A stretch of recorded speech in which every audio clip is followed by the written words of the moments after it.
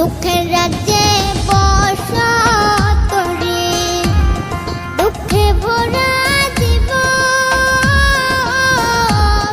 দিনে দিনে দুঃখ বাড়ে, হয় না কেন মরণ আমার, হয় না কেন মরণ।